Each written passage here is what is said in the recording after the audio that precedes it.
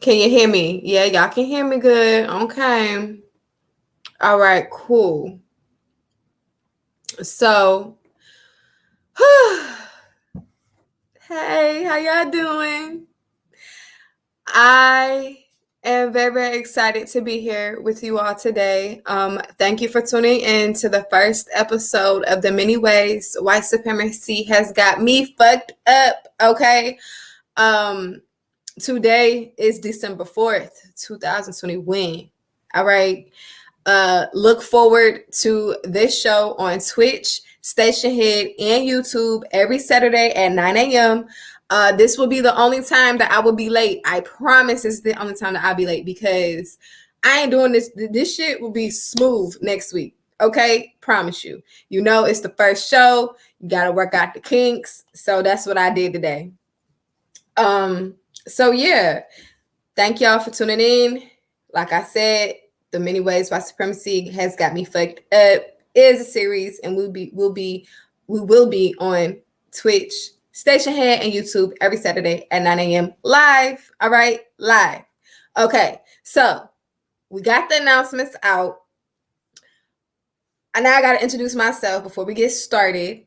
My name is T. I am your hostess for this hypnosis, giving you the latest dose, okay, of white shenanigans that is occurring against us today, because clearly we ain't learned shit from the last 50-some years. All right. So now we got to do some Sankofa work, which just means to look at the past, right? So we can really understand where we are in the present. So therefore we could go ahead and start to prepare for our future. Understood? I hope you got it, and I hope you got it good. All right.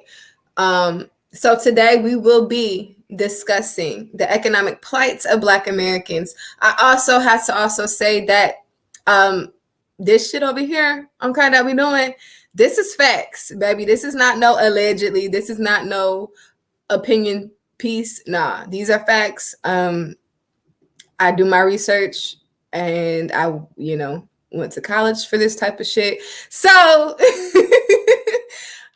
we gonna get into it. We gonna get into real, true facts. All right, facts, no fiction. Okay. Whew. Without further ado, we will be discussing the economic plights of Black Americans. This is since this is the first show, this is just a real taste, a little taste of what is and what ain't. The things that we discuss here, we will be getting into that, like in, nitty gritty and detail soon. Okay. So if you see like, oh, she just glossed over this topic, don't worry, because we gonna get there. I promise we gonna get there. Okay. So let's get busy, child. Let's get busy. Try and be professional. Okay. So like I said, the many ways white supremacy has got me fucked up is a R for S production. You understand me? I know you lying. Oh. Give me a second, y'all. All right. So first things first, what I really want to talk about before I talk about the plight of our economic situation really is not even a plight, because honestly, we weren't even given a real shot at building or accumulating wealth. So yeah. But what is wealth? What is wealth? Wealth is more than just your salary or your wages. Okay. Wealth is asset driven. Okay. Wealth is when you have more assets than your expenses or bills. Okay. So assets are not your earnings from your job. That is not your asset. That is your salary or your wage. Assets are things that create wealth. Okay. Like a house, a business, gold, oil, like those things are assets because they will, give you money. Like you could turn those things in and get cash for them. You could liquidate items and get cash for them. Okay, so that's what an asset is. Something that you can exchange to get cash from. You cannot get, I mean, you do get paid from your job, but baby, your job is only going to take you so far. So that's not necessarily an asset. That is just a wage. Okay. So that's what assets are, and that's what wealth is. Wealth building is building up your assets. Okay. I keep anyway. So when we discuss the wealth building in the Black community, it's a timeline that goes with this, right? Socially and economically. So the social things that we go through, okay, impacted us economically. Be discussing the timeline of those things. So we gonna start, 1619. According to history that they give us in K through 12, right? The Atlantic slave trade officially started in the 1600s, 1619. That's when the first enslaved person was brought to the Americas, 1619. So from 1619 until 1865, we had 246 years of chattel slavery, which just means that since we were enslaved, the bulk of Black people who were brought here did not gain any wealth. Now, I'm not talking about those outliers, because you do have outliers. You do have, old money families who are Black, who were able to go up and climb that wealth building ladder. Whether it was they may have passed for white, we don't know, but you did have those outliers. But like I said, those are outliers. They weren't the average. No, that's not their average. That was an outlier. So for the bulk of us who were brought over here from Africa over here to America, we were enslaved. Okay. That means we did not have a chance to accumulate any wealth. All right. So let's keep that in mind as we go through this whole presentation. Okay. Now, y'all know I love me. Oh, y'all see that? It's the devil. Y'all know I love me I love a good ass presentation. I love me a good PowerPoint. And for those who know me in my real life, I am an educator. So yeah.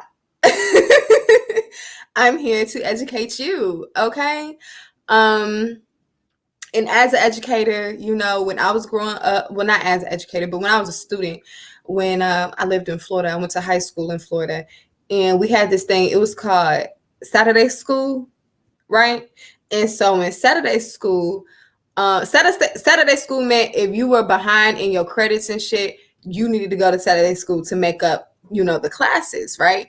So I feel like I can't really see me. So I didn't go to Saturday school. I never had, to go to Saturday school, but I did have some people that I knew that had to go to Saturday school to make up some credits. And the Saturday school used to be from 9 a.m. to noon, right? So with me, okay, at 9 a.m. on Twitch, Station Head, and YouTube, I need to see y'all on Saturday at 9 a.m. so y'all can learn, just like they used to do in Saturday school, baby. Learn something, so history won't repeat itself. Okay, all right. So, like we said before, let's give a little background, little preview, right? We talked about 246 years of chattel slavery. So we had that. No wealth was gained. So then after slavery, we get to sharecropping. Okay. This is the period of Reconstruction in the South. Reconstruction lasted from about 1866 to about, I'll give them 1877, late 1870s. By 1880s, there was no Reconstruction, okay? So sharecropping was a crop lien system that worked to the advantage of landowners. All right. So remember, this is right after we coming from being enslaved. Okay. So we have that most of the people who own land at this point in time are white. Okay. They're white people. And you have all these enslaved Black people who are, newly emancipated. All right. So under the sharecropping system, these white landowners created a crop lien system. Okay. Under this system, emancipated Black folks were able to rent the land that they worked on. All right. So the white landowner would recruit freshly emancipated Black folk, right? Hey, I'll give you a piece of my land while you in return work for me. Okay, work the fields. All right. So oftentimes you had the same people who had been enslaved, right? You had the same people who already had been enslaved working for a sharecropper. The sharecropper is the same slave owner who previously 2-3 years ago owned them as a damn slave. Like, do y'all not see the conflict of interest in this shit? So under the system, under the sharecropping system, freed people rented the land they worked on, often on the same plantations where they had been slaves. All right. Sharecroppers paid their landlords. So the freely emancipated Black people would pay the landowners, who were at this point in time considered a landlord because they rented out their land to these Black folk. So the sharecroppers paid their landlords with the crops they grew, often as much as half their harvest. All right. So sharecroppers paid the landlords via crops. It wasn't no exchange of money. This was crops. So you got Black folks still in the fields in 1866, working to have a place to stay. And in return, they give half a day harvest to the white landowner. All right. So this is going on. Sharecropping favored the landlords and ensured that free people could not attain independent livelihoods. You couldn't do it. It was kind of like they were enabling, in a way, our people, right? They were enabling us, but not in a sense of, this is what we actually, this is as for us, this is not something that we wanted to do. You understand what I'm saying? Like, this is something that was still kind of forced because we weren't necessarily welcomed, right? In the workforce. You got to think there was about a little over 1 million slaves just in the South. Okay. Just in the South alone. There's South Carolina, right? The state of South Carolina. South Carolina, it was more Black people there in that state than white people during this time. So you have to understand, like, there was no, you think them damn people, them white folks in South Carolina during this time would welcome us, our Black asses, with open arms. Like, yes, come, you can come work with it. No. So the white folks created, okay, this was a system that was created. Sharecropping was a system that was created by past slave owners to come up with a solution on how can our fields, our land, still get tended to while we still try to, come up with a way to not have enslaved, newly emancipated Black people be out in the streets and taking over. Okay, so here's what we're gonna do. We're gonna give them the option, not even give them, force them with the option to go ahead, live right here. You can live on this piece of land right here, work for me, still work for me. You can still work here, but give me half your shit, and then I don't give you nothing in return. Barely nothing in return. Okay, pay maybe a few cents to the dollar for the crops that they picked all goddamn season. You understand? I just really want to make this, think about it. Think about how crazy that shit sound, right? So remember we said that during this time, during sharecropping, the landowner, the person who owned that land, rented a piece of the property to our ancestors, right?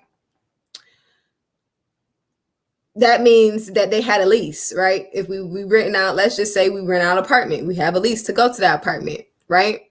So in the next paragraph, it says the year-to-year leases meant no incentive existed to substantially improve the land, and high interest payments siphoned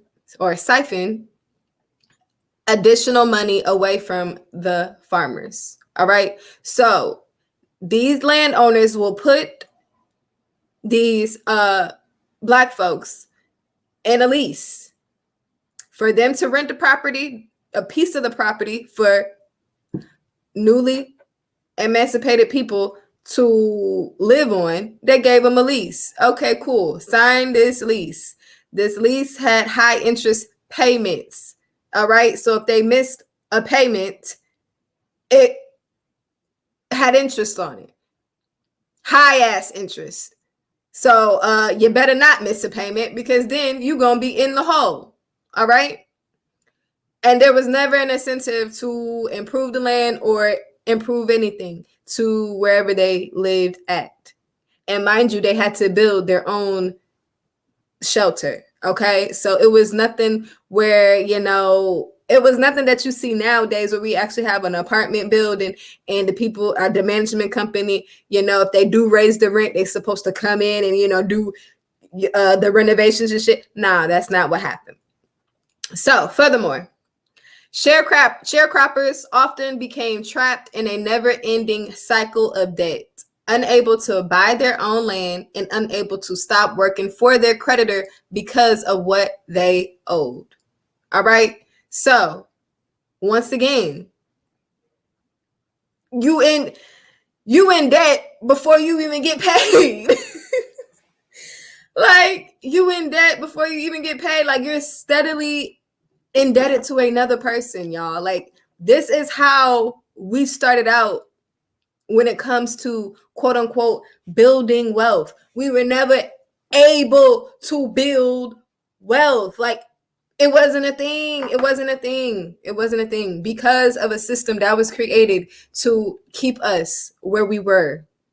Okay, this was not a system that helped. This was not a social, a social program that they came up with. No, this benefited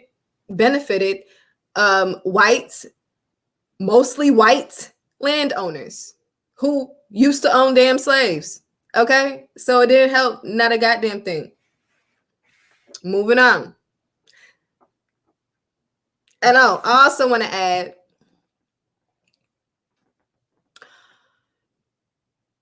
that sharecropping, the reason why this slide does not have like if you notice, once we get into the get more into the presentation, some of these, I have from like 1866 to like 1869 or some shit like that, right? This one does not have an end number because honestly and truly, I don't have the exact date on when sharecropping actually ended. I don't have a date for that. I don't have a date for that. I will do some more research on it. But what I can tell you is I have a grandfather and a grandmother. My grandfather was born in 1948.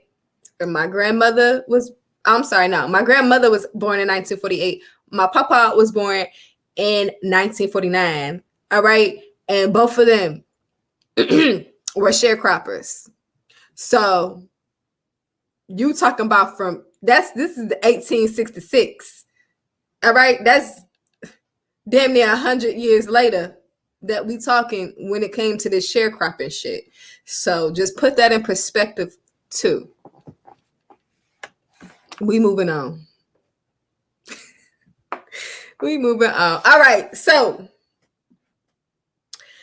1877. 1877 to 1965. So this is after. Okay, this is after Reconstruction.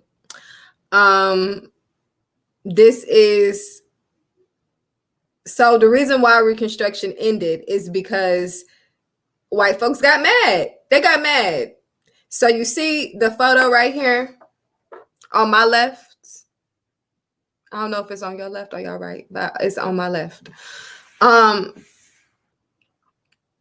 These gentlemen were a part of the Senate. What is this? What does it say? The 42nd Congress of the United States. So there's a part of the folks. I want to say this is actually, this is the state of representatives, right? A group of state representatives. And I want to say they most likely were represented South Carolina. The reason why I'm assuming they represented South Carolina is because, like I said before, South Carolina during this time, during 1865, 1866 till about the 1900s, South Carolina had the bulk of Black people. So, of course, their representatives are going to be outnumbered. The Black representatives are going to outnumber the white ones. And that's exactly what happened. And because things of that nature were happening and, you know, Black people, Black men were starting to gain political power and a little bit of financial power, they put that shit to a halt, right? And this is where we get Jim Crow. Okay? Jim Crow and the Black codes didn't just appear out of nowhere. We already had Black codes during slavery. Okay? So when it got to Reconstruction, which was right after slavery, until about 1877, you had a lot of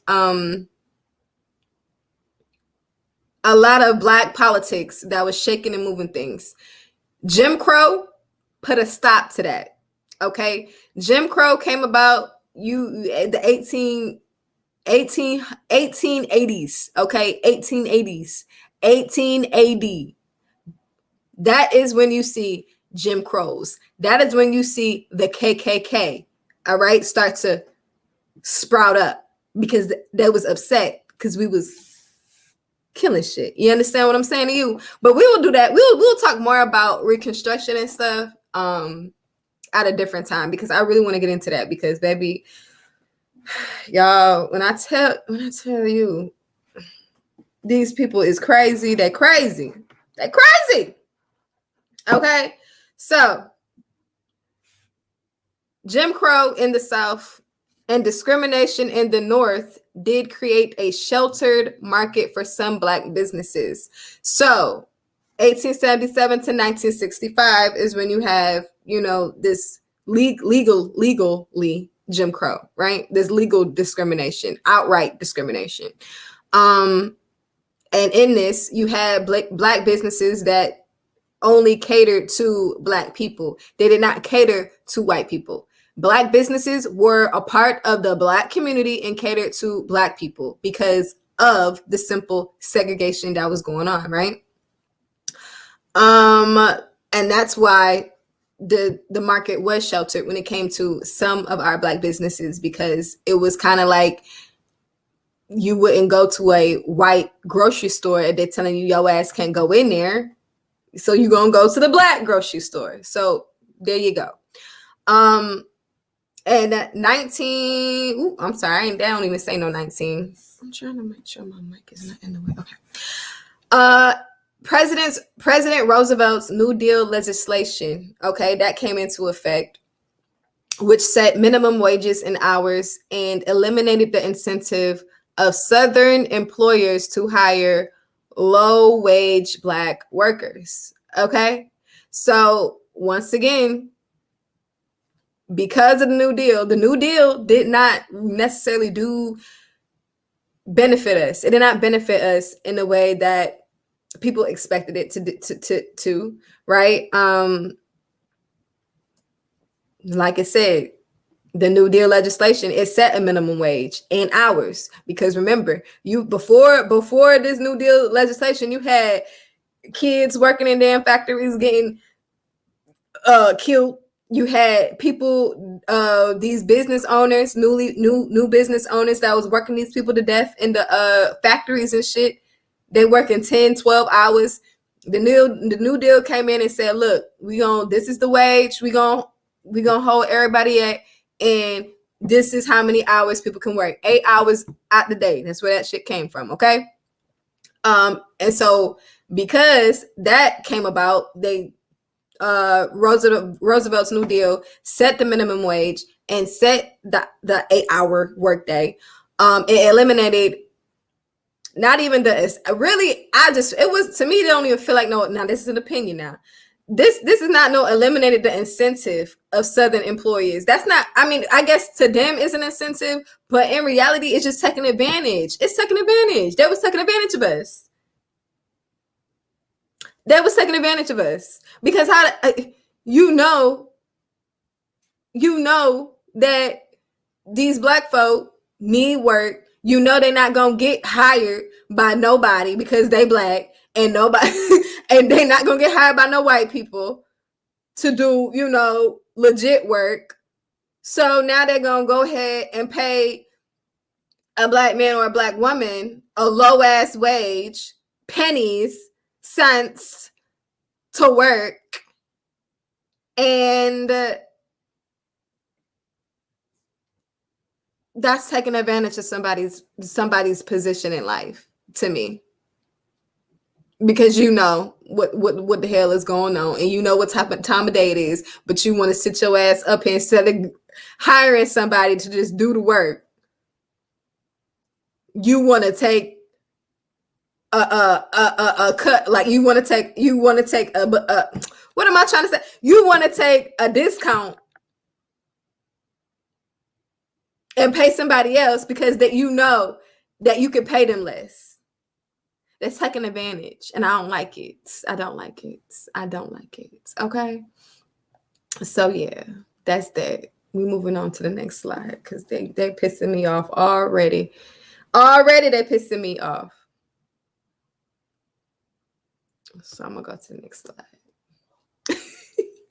All right. So then during this time, you also have what we call the Great Migration.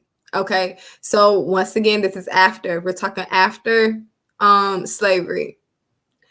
The Great Migration, the dates for the Great Migration are from 1916 to 1970. Okay. So 1916 to 1970. During that time, you had everybody, all right, my family included, moving from the South to the North, the Midwest, and the West. You got LA, the Bay, Long Beach. We moving on up, and we moving on out. Okay. My family moved from Alabama to New York and Ohio. My grandmother, her family, because that's my grandfather's side. My grandmother, she from Tennessee. Her family from Tennessee. They moved to Ohio.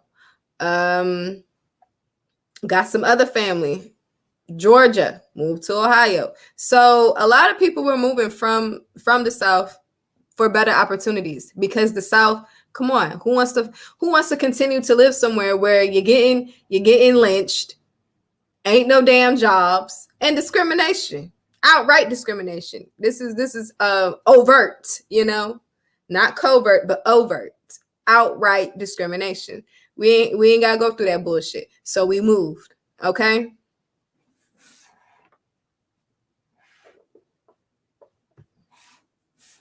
So by the time, the 1940s started to come, the 1950s and all that good stuff, let's focus on 1944 since this is what the slide is on. By 1944, you have World War,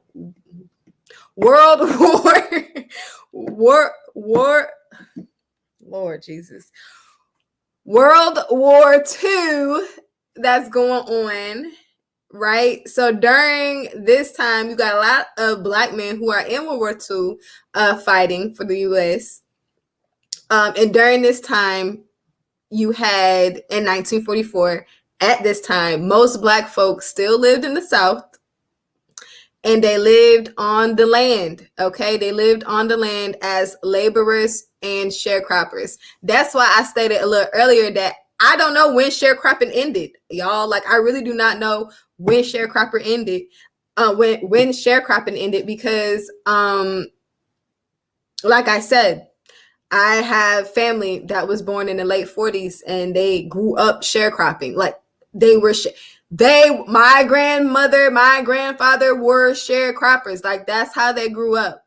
Okay. So and they did that up until they left the South. So once again, I do not know when sharecropping ended. My folks left the South in the 60s. So like 66, 67, 68. That's when they left to move up to the Midwest. So questions. I don't know. Okay. So yeah, most Black folk lived in the South and on the land as laborers and sharecroppers. Only 1 in 8 owned the land on which he worked. Okay. So out of 8 Black folk, out of 8 Black men, right? Only 1 owned the land that they worked on. 5% of Black men nationally were engaged in non-manual white collar work of any kind. Only 5%. This is 1944. The vast majority of Black men held ill-paid, insecure, manual jobs that few whites would take. All right. Yeah. So it's kind of like, working with your hands. Carpenter. Mechanic, stuff like that. That's what we was working with. Also in 1944, you had Black-owned businesses. Okay, Black-owned businesses were in full effect because of segregation. Nobody white wanted to service Black people, so we had to serve ourselves. So we owned funeral homes, beauty parlors, and like I said, those businesses, funeral homes, beauty parlors, and etc., barbershops, served the Black community because we were barred from patronizing white establishments. Okay. Ooh, let me go back right quick. What does it say?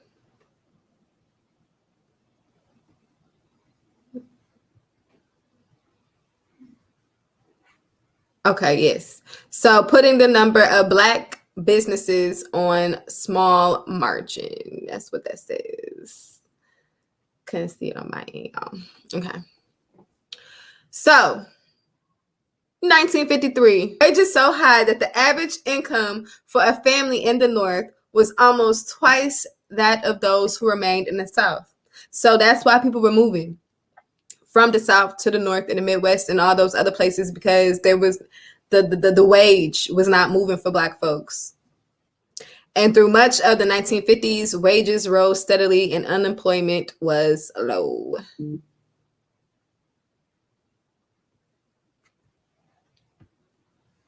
By the 1960s, you had 1 in 7 Black men still labored on the land, and almost a quarter were in white collar or skilled manual occupations. Okay. Right about this time, you just have different legislation that's going on. You have the civil rights movement is in full effect. As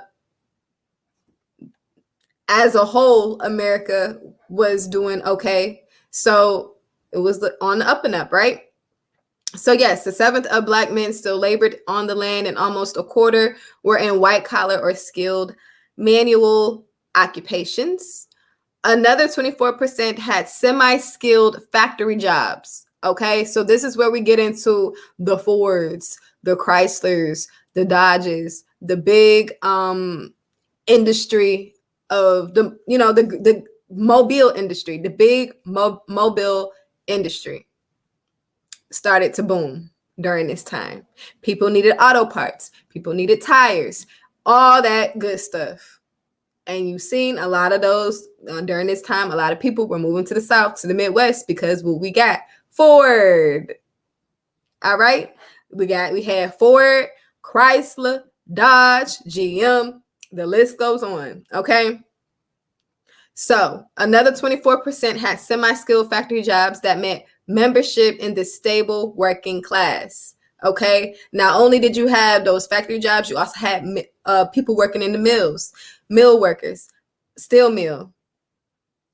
So it kicked them up in the stable working class, while the proportion of Black women working as servants had been cut in half. All right. So by the 1960s, we see the climb where we're no longer working on the land. We're no longer working. Black men are no longer working on the land. Black women are no longer working as servants in white people homes. We are teachers. We are nurses, beauticians. Okay, so we have all of that going on during this time. Even those who did not move up into a higher ranking jobs were doing much better. The average amount of Black wealth at this time was $2,467. Black home ownership at this time went up to 41.1%. Like, baby, we was in there. We was in there. Like, everything was great. We was in there. Oh, did we stay there? No. What happened? Oh, let me click to find out. Oh, what's this?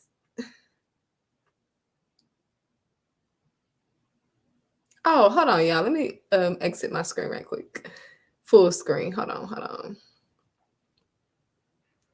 There we go. Okay. Why my stuff came out like this? Hold on, y'all. What side am I on? I don't know why it came out so funny looking.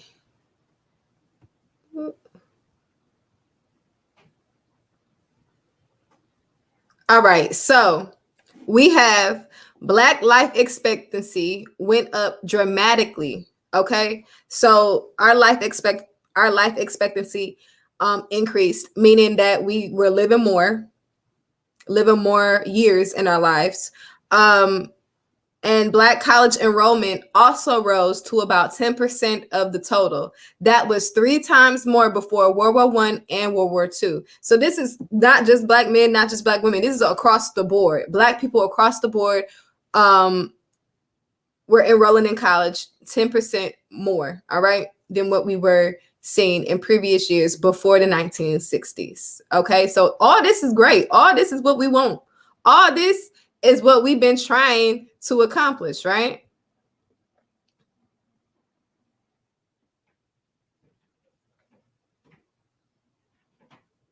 But then, so this is the 1970s and 1980s. So like I said, life expectancy went up, and Black college enrollment also went up to numbers that rose to numbers that weren't seen before the 1970s. Okay. So by the time we're still in the 1970s and the 1980s. Okay. Still more good motherfucking news. Still more good news. It's still more good news. Why? Let me show you. From 1940 to 1970, Black men cut the income gap by about a third. Do you understand what I just said? From 1940 to 1970, Black men cut the income gap by about a third. And by 1970, we're earning on average roughly 60% of what white men took in. Okay, so 100%, let's say, let's use $1. All right, so we got $1, which is our 100%. We are making 60% of that dollar. So 60 cents, that's how much we making when we look at it that way. All right. We making 60 cents. The white man is making 100% or $1. Okay. Let me just make sure that I didn't skip over anything when it came to that one. Nope. Oh, yes, I did. Yes, I did. See, look at me. I knew I had something. All right. So I also wanted to get into discussing Black women also at this point because, you know, we go hand in hand, baby. So when it came to Black women, it was even more impressive. Trends continued. We had more Black people becoming doctors, more Black people becoming lawyers, more engineers, more professors, right? So Black women were also at the same rate that men were climbing up that, you know, ladder of, okay, cool, I have this job. Now that I have this job, it's paying me well. Now I can be able to invest in myself and create my wealth, okay? That's what people were doing. Black men and women were doing. We had like I said before, more doctors, more lawyers, more engineers, more professors during the 1970s throughout the 1980s. The greatest economic gains for Black people during this time were actually, and it's surprising because it was in the South. So these economic gaps that we were closing during this time, it occurred mainly in the South. That these economic gains that we were doing were mainly in the South. It was still occurring in the South. It didn't even hit the North yet. It didn't even hit the Midwest yet. It was still in the South where we were making these strides to become on the up and up and have money for our families and provide whatever resources that were needed for our families. Okay, that's what was going on. Hello, can y'all hear me? Oh, okay. I'm like, what's going on? All right. So what happened? Y'all probably already seen that slide, right? So what happened? What happened? What happened? How we go from making all these strides, you know, how we go from closing the income gap by about a third? How did we go from seeing all these magnificent doctors, lawyers, engineers, professors fall by the wayside? How did we go from an increase to enrolling in college to a decrease enrolling in college? Now, I will say during the 1970s, you do see an increase, although you do see this increase of Black men going off to college, you also start to see an uptick of Black men also being incarcerated more. Okay. So I also wanted to put that in perspective as well. Because it's kind of like, how can I say? It's kind of like I want to say that because I think that's the catalyst of what's going to come next in the 80s and the 90s and also what you see in present day. Okay? So keep that in mind that during the 1970s, you see, although you do see an increase of Black men going to college and having these accolades, you also see a significant amount of Black folk being incarcerated. And once again, opinion, I think that shit was the catalyst to what's gonna come. Okay? All right. So I'm gonna have to go to my other screen because baby, I can't. Hold on. Oh, maybe I can. Hold on, let me make it bigger on my end. All right. There we go. Cool. Okay, so by the 1980s to the 1990s, you see what we got, right? You see what's on the screen, right? Crack cocaine epidemic, war on drugs, gang violence, decrease of Black men attending college, a decline and resegregation of public schools. Yes. So let me backtrack a little bit. So when I say decline and resegregation of public schools, so we remember we had, Brown versus Board of Education in the 1950s, right? So schools were desegregated. But by the time you see the 80s and 90s roll around, you don't see that kumbaya. No, ain't none of that shit going on. Baby, this is you got the urban schools and my teachers, because I'm a teacher, my teachers, when they say urban, what they really mean? Black. Black. That's what they mean. Black. Okay. So, what we see now, like right now, I'm a teacher and I teach in an urban setting. I've always taught, I haven't even taught in a suburban setting yet. All my experience dealing with youth have been in an urban setting. Okay, urban setting, meaning all my people, the majority of my students that I have taught have been Black. They look exactly like I do. Okay, so that's what I mean.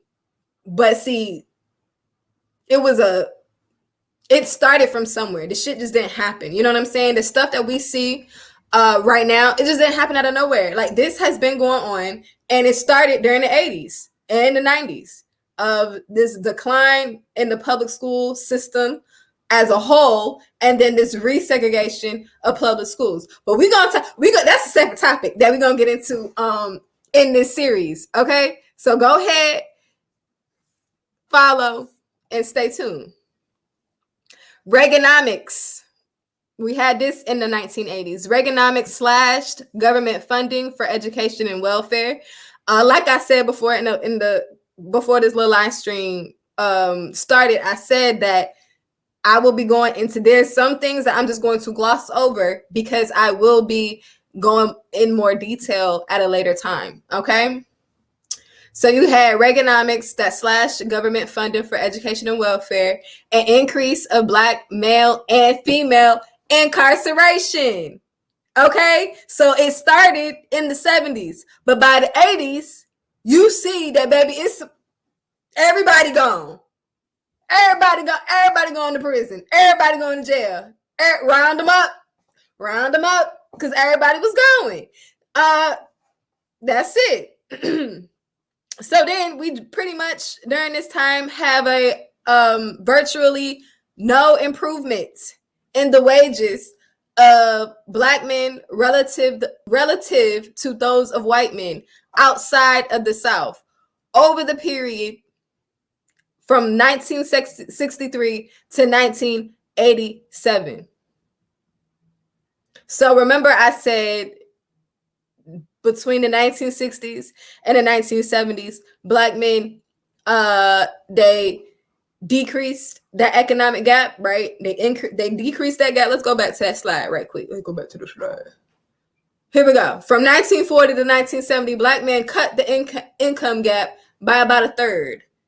And by 1970, they were earning roughly 60% of what white men were taking home.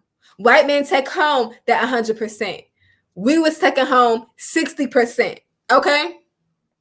So by then, when we get here to the 1980s, there was virtually no improvement in the wages of Black men relative to those of white men outside of the South over the entire period from 1963 to 1987. So you mean to tell me that this right here, that 1940 to 1970 in the South, Black men closed that income gap by a third, and we're earning 60% of what white men took in.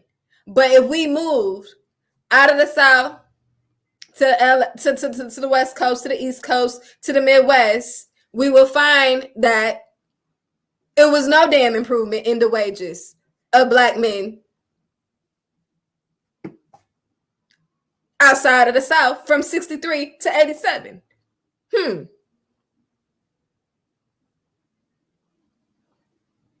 Things that make you go, I wonder why. And it just continued to go downhill from there. Okay? So let's keep on reading.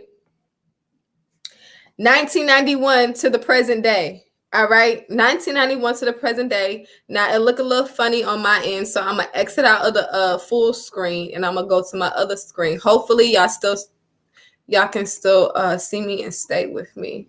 So give me a moment.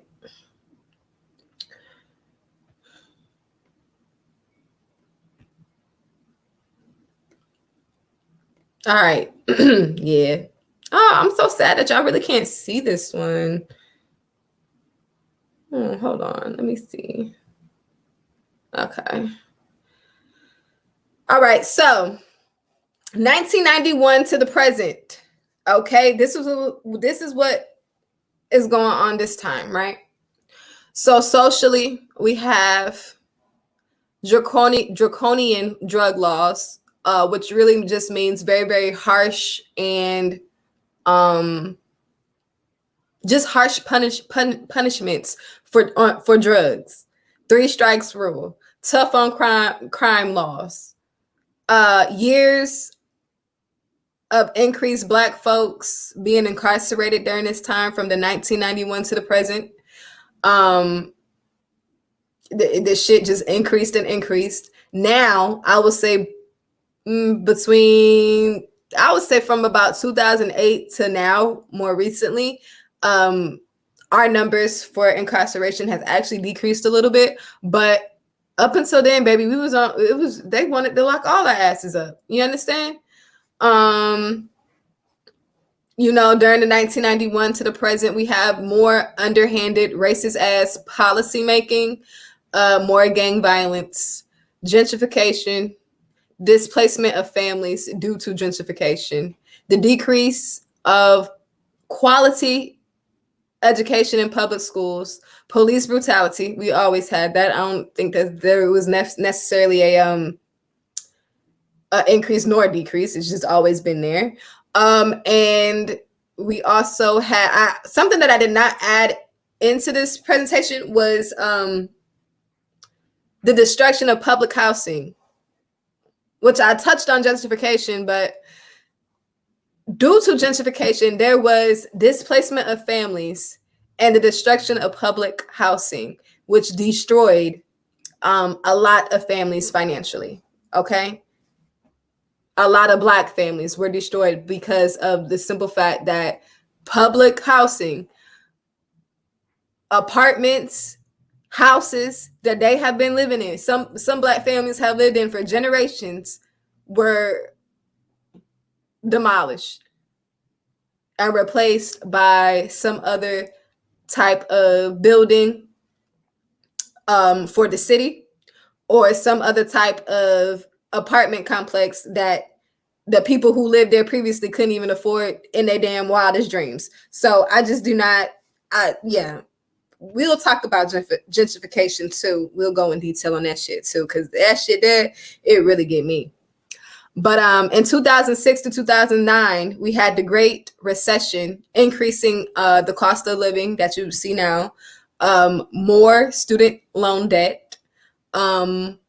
Right now, we are going through a pandemic, COVID-19 pandemic.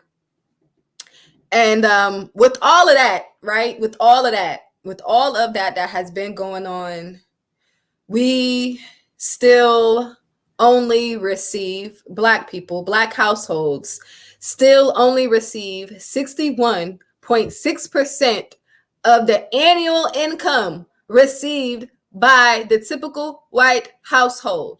Okay? We still only get 60% of the dollar.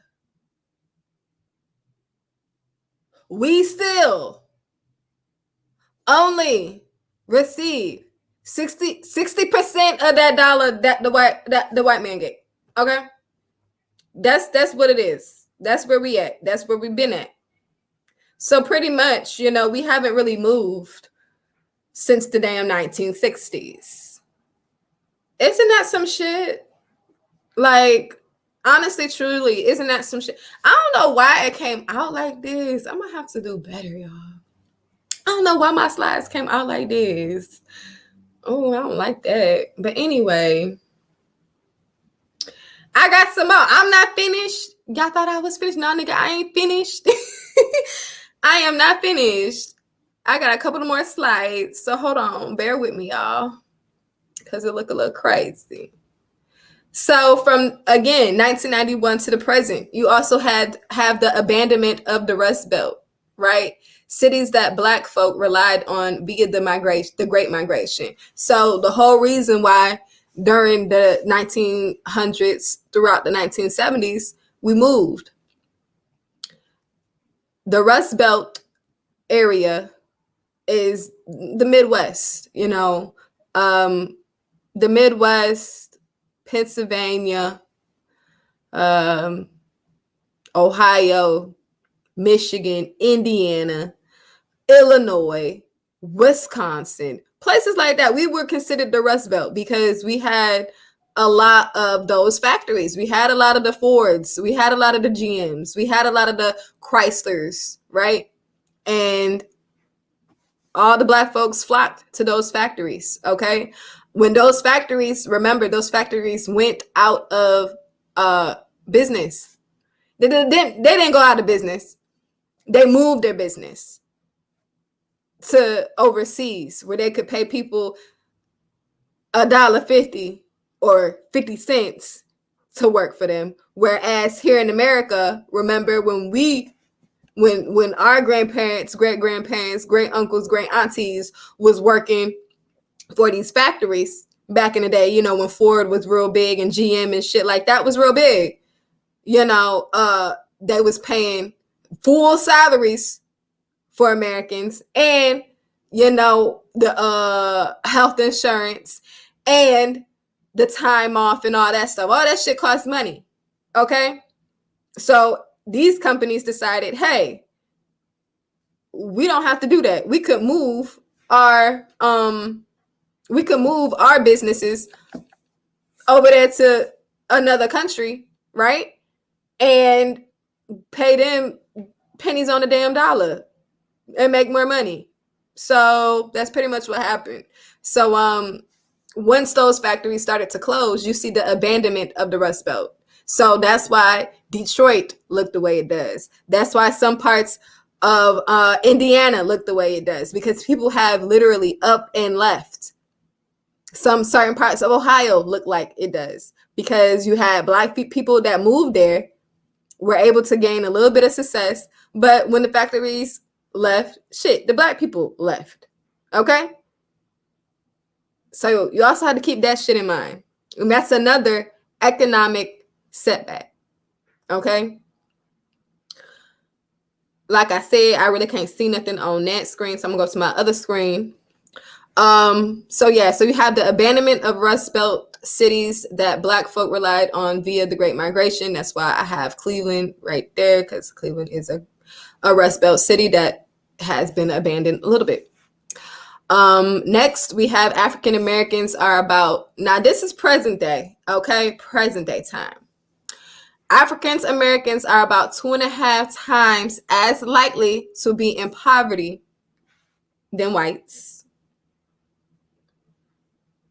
The average Black family had only 10.2% of the wealth of the average white family. Okay, so let's put that in perspective, right?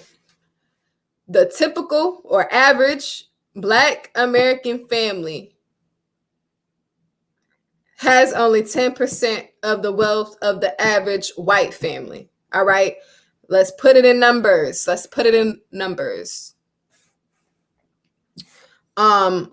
If a Black person has $17,000, then the white person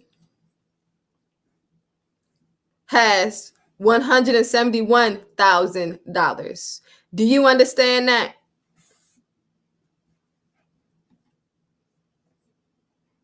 Do you understand that? Did you hear what I just said? This is 2021 now. This is right now. The average Black American family has only 10.2% of the wealth of the median or average white family. Us, I'm giving you an example now. If we have about $17,000 as a Black family, as a collective in the bank, a white family has $171,000 of wealth. Okay, this is averages. Average, no outliers, average. All right? Want you to remember those damn numbers. Hopefully, I hope it gives you some spark for your ass, so you can do something about that, you know? But anyway, home ownership has barely moved from the 41% that we got in the damn what year was that? So let's go back.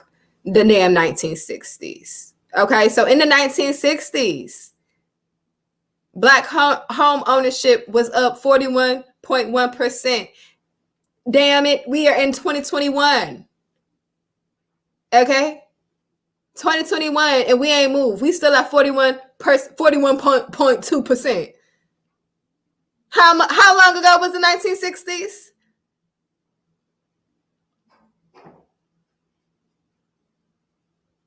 '68 was damn near 53 years ago, was it not? So that's where we are. Still, no progress yet made. You want to come say hey to the people? Are you live? I am live. Oh,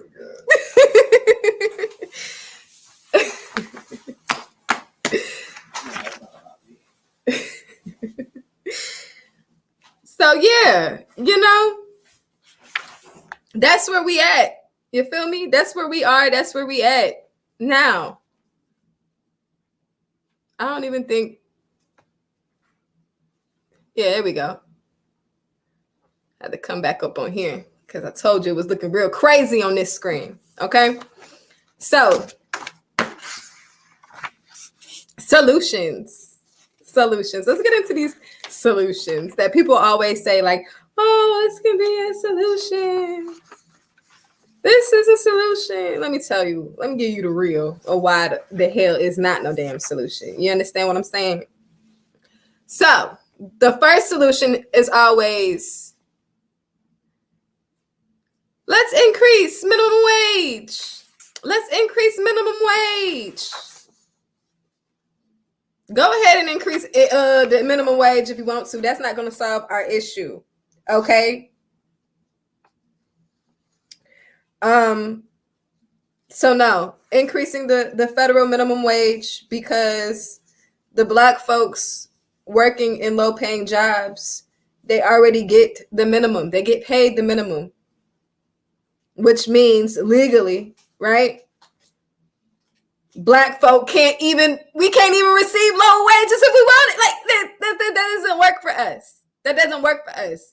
And I'm gonna go over like economics a little bit more in depth, so y'all can really get a full layout. Like, I want to give y'all numbers, right? I really want to give y'all numbers. I didn't really get into numbers because, like I said, this is the first episode of the many ways why supremacy has got us fucked up, baby. There will definitely be more to come. You know what I'm saying? So I just want to give y'all like a little, you know, little snippet, little taste of what I got brewing. All right. So yeah, nah, that's not gonna work. In addition to not, you know, us being paid the lowest, you know, out of everybody, because I really want to get into numbers on every race, right? From Black, white, Latino, Asian, whatever. I want to go, you know, I want to lay that out for y'all. So that'll be in another video. But anyway, so no, raising the federal minimum wage for Black people is not gonna do shit. It will actually, what I have written here? It will actually disproportionately benefit Black workers because we are already overrepresented in the low wage work that, you know, is happening. And we are also less likely to live in areas that have passed a minimum wage that is higher than the current federal minimum wage. Okay, so I hope y'all understood what I just said there. If you don't, baby, just let me know. Get in the damn comments. Ask me a few questions. Shit, we can go back and forth. I am not above reproach. I am not above reproach. So yeah. Number 2, they say higher education. Everybody go to college. Get a good job. Yay. Yay. That ain't gonna work either. And I went to college. I went to the best of the best, baby, the illustrious Spelman College. All right, y'all dig it? Like, I went to the best of the best. All right. So no, that's not the way either. Because let me tell you something. Although I successfully completed college, some of my peers, you know, went and successfully completed college. Some my cousins, I have a cousin that successfully graduated and completed college. Oh, actually, I got a couple cousins that actually, yeah. So with that, as a person that successfully went through college, graduated from college with honors, had a whole scholarship to go to attend my dream college that I really, really wanted to go to. All that took work. You know, I had to really work and be above average. Not every student is like me, okay? And it took me to become a teacher to understand that. Every student is not going to be a top tier baby. Like, it's not going, no. Like, every student is not going to be up there top tier in education. And that's fine. That's perfectly fine. Because guess what? In this world, we just don't have scholars. We have people that actually, you know, do different things. It's just not scholar work. We have electricians, contractors, plumbers, like people that we need, right? That we need people for to keep this shit going around. So yeah, that's not gonna work. Going to college is fine if you want to go. That's what you want to do it. Fine. I'm not saying don't do it. But if you truly have that desire, do it. If you're going into college saying, yeah, I'm gonna just go because my mama or my daddy want me to go, that's not gonna sustain you, boo. It's really not gonna sustain. Like, I'm telling you, you legit have to have. Let me tell you, you legit have to have a passion for learning to go into college. If you do not have a passion for learning, to learn new things and shit, college is not for you. It's not for you because it's not going to sustain you. You're going to get bored and you're going to drop out and you're going to waste your money. And I'm telling you this because hopefully whoever watching this is Black is, about to, decide on what they want to do with their lives. And instead of wasting money, take it from me. College is fucking expensive. And if you do not give a damn about it, if it's not your passion, if learning is not your passion, then baby, think of something else, because you're just gonna sit up there and waste your money, and then you're gonna be in debt and for the rest of your life. And you don't want that. You don't want that. I promise you, you don't want that. Also, Black workers who do hold degrees still experience a significant wage gap compared to their white counterparts. So even though you still gonna be upset, because guess what? You gonna go through college. You forced yourself to go through college because you didn't really feel like you didn't have a damn passion for it. You didn't even want to go. You was forced to go by your parents. Now you went through it. You got this degree. You working in your field. But shit, you still don't get paid shit. And then you got all these damn loans to pay for. Because like I said, research and the numbers tell us that even with a college degree, Black people still do not get paid on a equal or fair. There's no equity into the pay scale. There's nothing. So even you Black, got your PhD, your master's, your bachelor's, you still make less than your white counterparts. Okay? So nah, going to education, going to higher education is not the end all be all, and it's not a solution for us. All right. Number 3. Yeah. Do not fall into the hype of the media. I know the media likes to paint a picture that all is well and that Black people are on the up and up and we make all this money. And we have all these success stories when it comes to, getting it out the mud and all that good shit. You know what I'm saying? Don't have this media people. Don't have the media people lie to you. Do not have the media people lie to you, and do not have Hollywood lie to you. Okay? All right? Going into the media and going into Hollywood is not so. It's not it. That's not it. I really think the media portrays individual Black achievement. Your Beyonces, your Jay-Z's, and stuff like that. They portray that individual achievement to signs of systemic change, and that's not it. Okay, so you cannot use someone that's a Black person, an actress, actor, singer, rapper. You cannot use their success story as a success story for Black people as a collective. You understand what I'm saying to you? That's not how that works.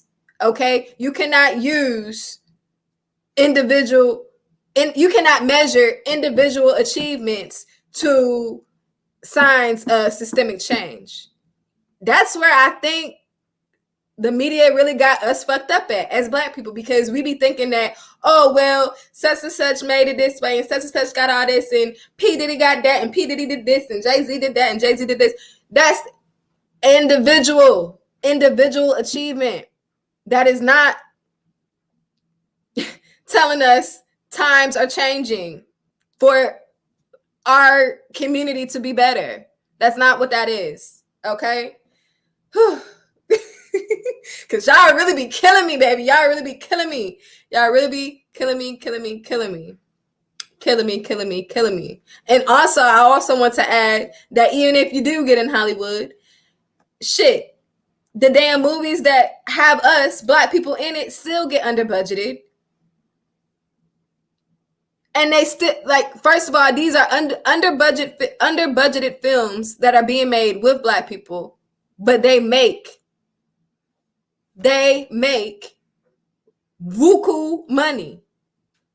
Buku money. You know why they make buku money? Because Black people, we're one of the top consumers when it comes to everything.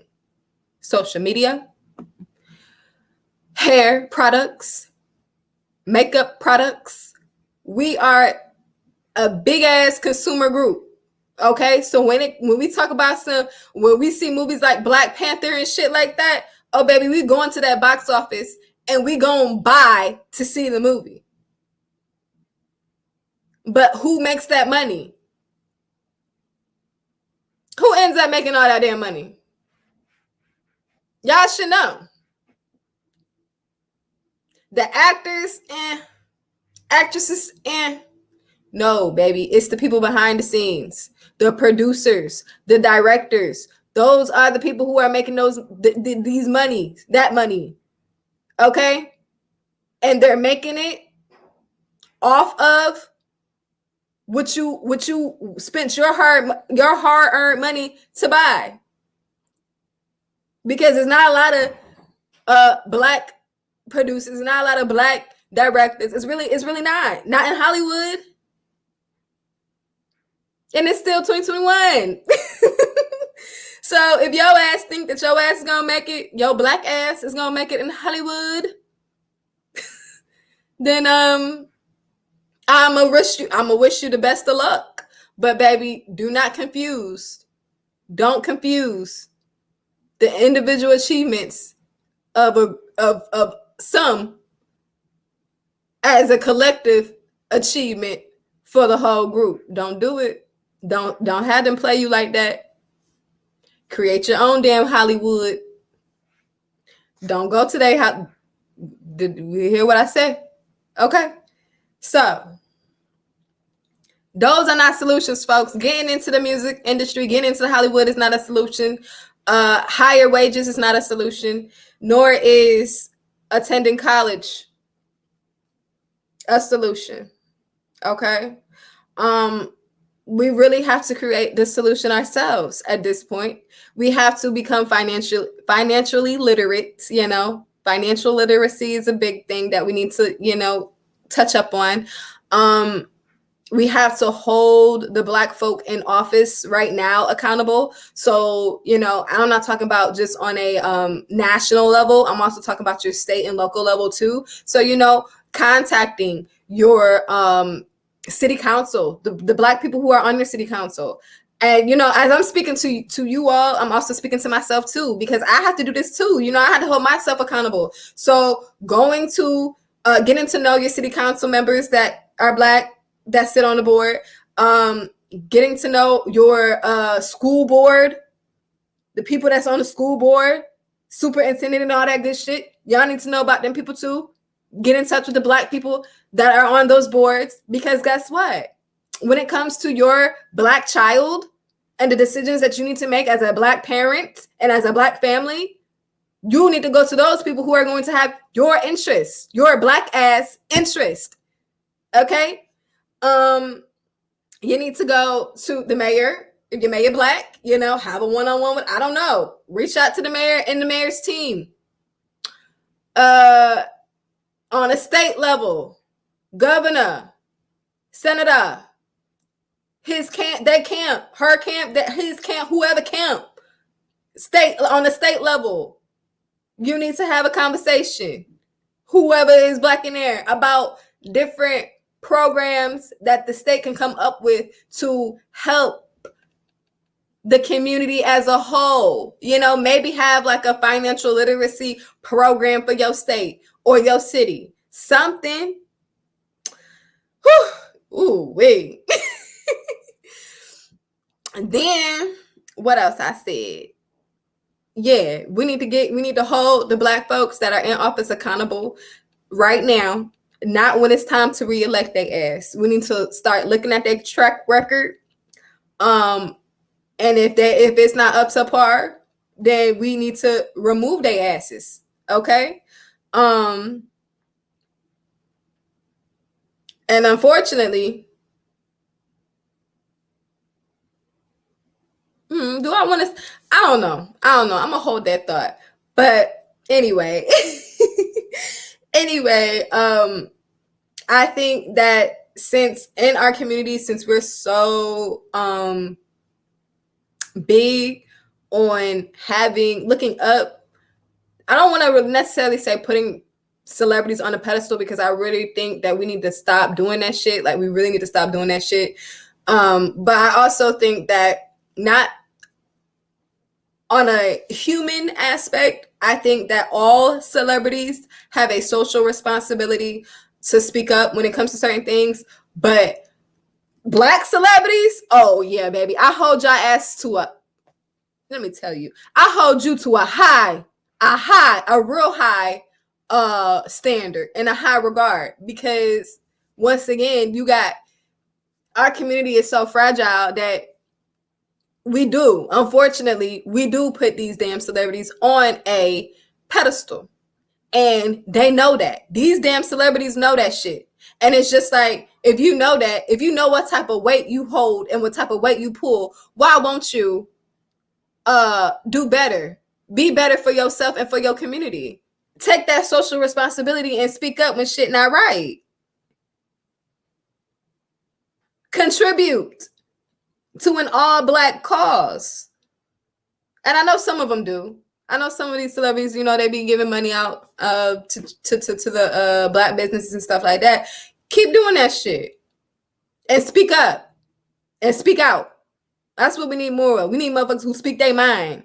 And when it comes to the social shit that's going on here. All right? And we don't need y'all to go ahead and and sugarcoat these damn partnerships with organizations who continue to not change and to continue to exploit Black issues for monetary gain. See, that's another thing goddamn celebrities do. Do it yourself. Don't team up with no damn organization, no partnership. No, do it yourself. Because you know how these organizations and shit get down. They pander to the Black community because they know our spending power holds weight. A lot of it. And y'all asses want to go over there and team up with some damn company who don't give a shit about our Black asses and who will continue to exploit our issues, real issues that affect real families, real people, real children, in exchange for money.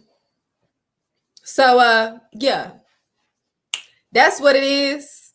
It shouldn't be, but that's what it is. I don't really have too much else left to say at this point. If y'all want, I'm gonna leave. Let me see. I know if y'all want to see some like more sources and stuff, go ahead. Because I do have like a works cited, so I'm gonna try to see if I can. Let's see. Yeah, I have like my little references page where I got my information from, because I want y'all to go and read. I want y'all to read up on this shit, and do your own research. You understand what I'm saying? And yeah, that's a wrap for me. These damn white folks got me fucked up. Like, what you mean to tell me we've been in the same motherfucking place since the 1960s because of the bull crap, the systemic bull crap that y'all been doing? Oh no, hell, baby, Whew. So yeah, they got us fucked up, and they're gonna continue to have us fucked up during this series, because this is the many ways white supremacy has got me fucked up. Okay. Thank you for tuning in with me. I'm so glad to be a vessel of enlightenment to you. I hope this was I hope this was enlightening. What else I want to say? Ooh, like I said, I'm gonna try to somehow upload this, and then I'm going to see if I could try to give y'all a space somewhere where y'all can go and look up the information from the references page with the links and stuff. Comment your thoughts and your knowledge below. I want to see, you know, what you're commenting, what you think. I want to hear your thoughts. Yeah, you know, that's just what it is. We be here. The many ways white supremacy has got me fucked up will be on Twitch, Station Head, and YouTube on Saturdays at 9 a.m. I had some technical difficulties, a lot of technical difficulties this morning. So we'll be back next week. Things will run way more smoothly than today. And we will be on Station Head, YouTube, and Twitch next Saturday at 9 a.m. Remember, school is in session. All right. Whew. Okay. Now, until then, I really need y'all to listen up. Okay. Listen to me. Shit, I done messed up the damn mic. I need you to listen to me. Listen to me good. Listen to me clear. Okay. I need you until next time, until I meet you next Saturday at 9 a.m. I need you to stop doing what you're doing and learn something, baby. Learn something. Stop what you're doing and learn something, or history will repeat itself. Okay? Do I make myself clear? I love you. Bye. I'll see you next week.